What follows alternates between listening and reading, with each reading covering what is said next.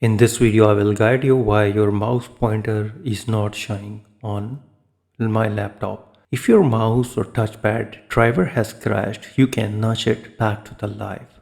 Press Window key plus X and then head to the device manager and click on that. A device manager window will pop up. Scroll down to mice and other pointing device. Click on this arrow to expand it and head to the first input device for WDF. Right click and update driver.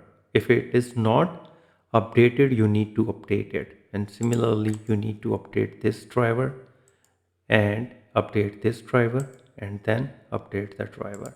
Once you update all the drivers, you will see that your cursor will be showing again. It is might be caused due to the driver issue.